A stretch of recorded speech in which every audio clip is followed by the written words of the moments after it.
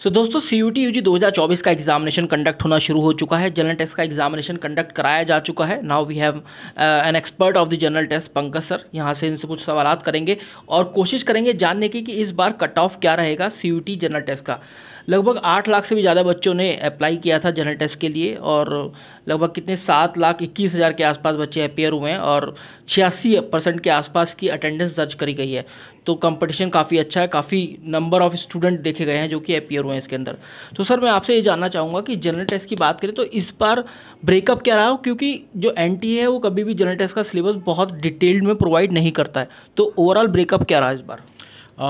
जैसे आप सभी जानते हैं कि जनरल टेस्ट में टोटल 60 क्वेश्चन आते हैं जिसमें आपको 50 क्वेश्चन करने होते हैं। बट इस बार जो 3 सेक्शंस होते हैं आपके, चाहे वो क्वांट्स हो, LR हो, GK एंड करंट अफेयर हो, इसमें थोड़ा सा चेंज देखने को मिला था। क्वांट्स में आपके लगभग 17 क्वेश्चन आए थे, 18 क्वेश्चन आपके LR में आए थे और GK करंट अफेयर में आपके 25 क्वेश्चन आए थे। जिसमें अगर मैं थोड़ा सा और इसको डिटेल में बताऊं तो स्टैटिक GK के आपके पास में 13 सवाल थे और 12 सवाल आपके जो थे वो करंट अफेयर से आए थे।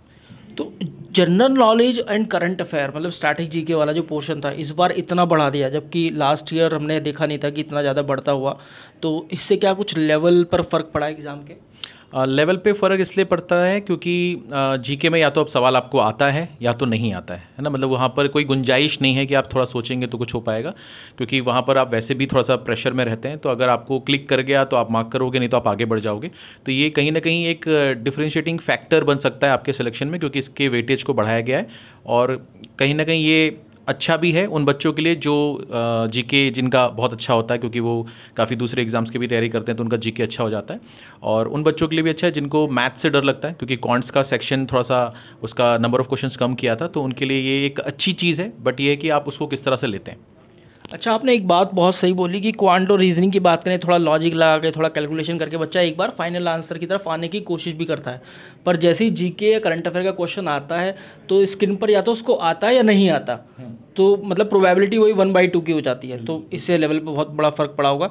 इसके अलावा एक सबसे बड़ा सरप्राइजिंग एलिमेंट तो हमने ये देखा कि GK एंड करंट अफेयर का वेटेज बढ़ गया। क्या टाइप ऑफ क्वेश्चन में कहीं कहीं कुछ ऐसा देखने के लिए मिला? टाइप ऑफ क्वेश्चन में अगर क्वांट्स की बात करें तो 1-2 सवाल थोड़े से ट्रिकी थे, कठिन तो नहीं कहूँगा, ट्रिकी थे।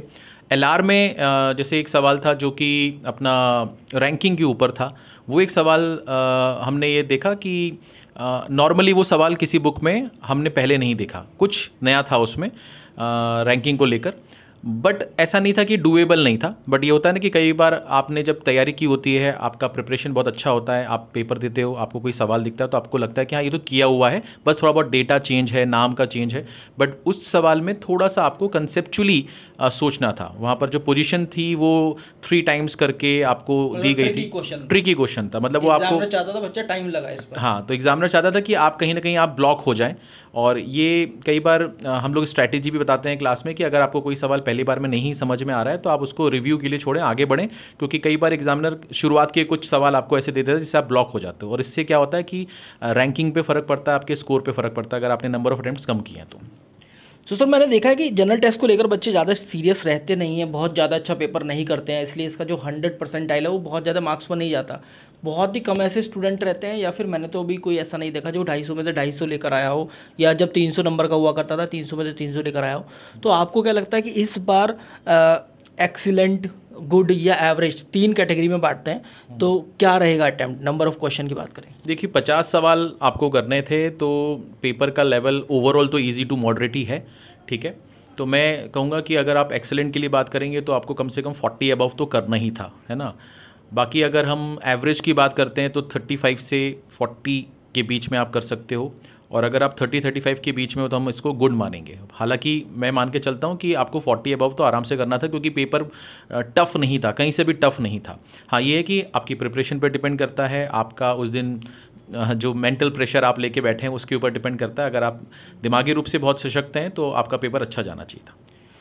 तो एक बात तो क्लियर हो गई है यार कि अगर आपने 50 में से 40 या 40+ क्वेश्चन अटैम्प्ट करे हैं तो या तो आपके 100% होंगे या फिर आप 100% के बहुत करीब होंगे। विश यू वेरी गुड लगा इस, थैंक यू वेरी मच। जरूर बताइएगा कमेंट सेक्शन में कि आपके कितने अटैम्प्ट रहे जनरल टेस्ट में एक्यूरेसी के साथ।